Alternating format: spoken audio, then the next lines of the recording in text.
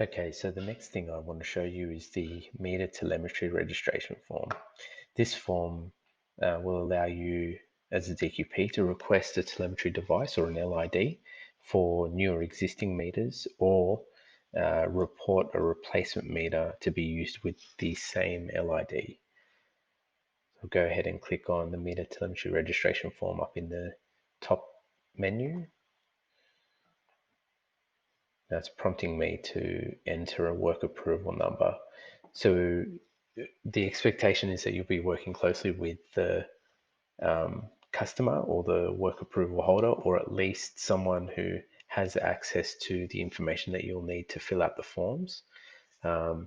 First things first is the work approval number. We've got a dummy work approval.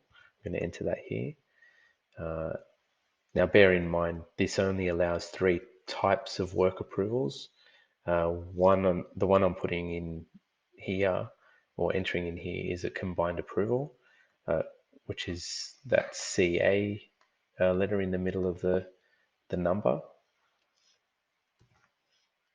The second is a work approval, which is a WA, and the third is a miscellaneous work, so it's designated with the M for Mary W. Now, this work approval number is attached to an individual, and the demo name is Peter Pan. Now I'm going to go ahead and click search. Now these two pieces of information, so the work approval number and the individual's name, should resolve to the details that are matched on the Water New South Wales side. And as you can see here, the alert now is it's matched. So I'll click OK there. And then this screen appears. This is essentially a way for the portal to alert the customer that someone's trying to access their information. And you're given two options here. One is to either alert them via email, and you can see here that the email address field is already pre-populated with whatever's on file, or the other option is the manual option. So I'm going to go ahead and select the manual option first. What that does is it will generate a PDF in the backend and then send it to me as a DQP to my email. So I'll go ahead and do that. And it just tells me just some instructional text to say that that's what's happened. So I'll click OK. I'll give it a minute for it to appear in my emails. And then the idea is that once I get the email as a DQP, I'll provide it then to my customer, so in this case, Peter Pan, for them to either print or fill it out online, and then they'll need to somehow sign it, whether that's by printing it and signing it with a pen, or with whatever device they're going to use it. They just need to sign it and send it back to you or provide it back to you. And then you'll be required to upload it here. There'll be an embedded one-time passcode in the form, which you'll enter here. So I'm given a couple of attempts at requesting consent. So I'm going to go ahead and re-click on the send request via email option. So it's up to me as a DQP to just double check that the email is correct. Obviously this this doesn't exist, so I'm going to update that just in this instance in our test environment with my own email address, which is the demo email address, and click resend request. And I get up to 3 attempts to request the authorization or consent from the customer. So I've received that now as a customer, and the customer is given a few options. The first 4 options are the ability to authorize a request, so they can do that for this activity only for the next 3 months if it's a kind of a short-term contract you'll have with the customer, a 6-month, or a year. The other option is to reject it. So let's say in the event that someone is trying to access a customer's details without their knowledge, yeah, then the customer will be alerted, and then they'll be given the opportunity to reject that access or reject that authorization. So for the purposes of our demo, I'll just authorize this activity. At the moment, there's no alerting back to you guys as DQPs. It'll just be up to you guys and the customers to check in together and ensure that that's done. And the way to just double check that's all good is to click basically go back into the form and then perform the search on the customer again. So I'll enter the customer's details again here and then click search. As you can see, it's matched the details and it's alerting me here that the details are matched, and I can continue on with the form. And it's populated down here with the information that Water New South Wales has on file. Now, first things first, I'll need to first select the installation type, whether that's for a new meter, a replacement meter, or an existing meter. I'm going to go ahead and click new meter. Because this is a dummy site, or sorry, a dummy customer, we don't have any existing meters attached to it. But we do have an extraction site. So I'm going to go ahead and select that. And if you noticed, I just clicked into the field for that pop-up to show.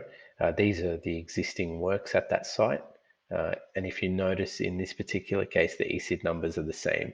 So you've just got to ensure that you're selecting the right pump at that site so that the records can be updated appropriately. For this demo, I'll just select the 500 mil site. And I'm expecting to, I'm just ensuring that all the information here is correct. If you notice, there's no phone number on file. So I'm just going to go ahead and enter one as it's required. If there is no number, it's obviously, it'll be required for you to provide one. The best type of phone number is a mobile number or a daytime contact, but yeah, the preference is a mobile number. Just put one in there. For this email, this actually doesn't work. This is a made up email as a dummy. I'm going to change that to our DQP portal demo email address so we can see the emails come through once we've submitted the form. For meter details, I'm going to select the mod bus, select the manufacturer, and if you notice here, the manufacturer model, this particular drop down is pre-populated with all the patent approved meters. We've also got an other there, another option in the case of existing meters that were installed before 1st of April 2019. So I'll just select a patent approved meter for our demo here. Select the meter size,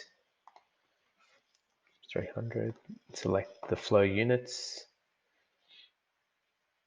And they'll be in liters. I'm just going to give it a scaling factor of 1. And a serial number is 4-3.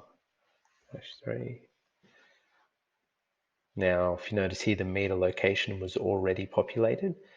This is based on the extraction site. So it's good practice to ensure that even though the extraction site does have a location, this is, if you notice, the label's the meter location.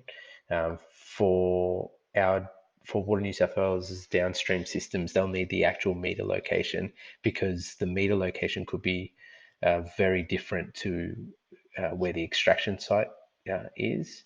So we just ask you to have a look at that and ensure that the details are correct. And if not, just go ahead and update them. So I'll update that now.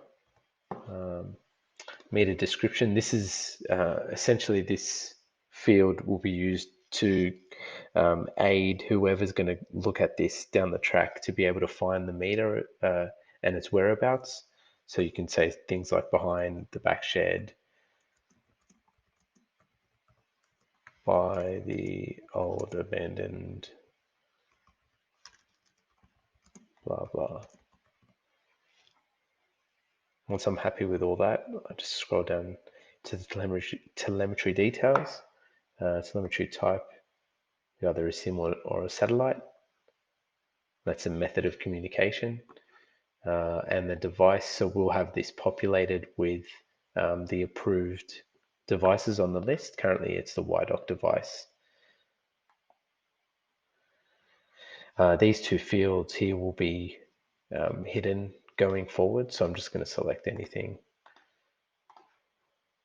And this is additional comments if you wanted to provide any extra information about the location of the site or the location of the meter or anything else that you felt necessary to provide info on. This is the place to do it. We've also got a file upload feature. We encourage that you guys as the duly qualified people to, in particular with the meter location, just provide some sort of evidence of the location of the meter, and that's the GPS location, so the coordinates, whether it be from Google Maps or from some other device that can retrieve those location details. We ask to take either a photo or a screenshot and upload that using this facility here.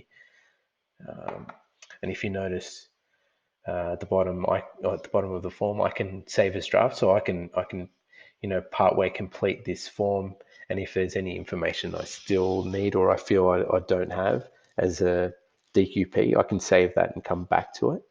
And if you remember in the other video, I mentioned that there's a forms in progress, which I'll show you now.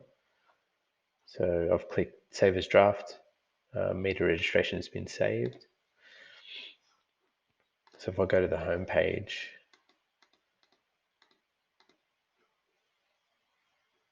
there's the meter registration form that I just saved with all the information still retained. And then I can click submit.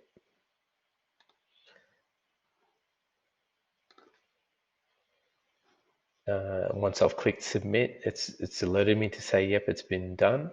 And the form status has now changed from draft to submitted. And some information here has been grayed out. So this is all the customer information. What I'm expecting now, so essentially once that's submitted, we've sent the details contained in this form over to the DAS for two things to happen. One is the procurement of this new device, and that's procurement and configuration of the device to talk to or to communicate, sorry, with the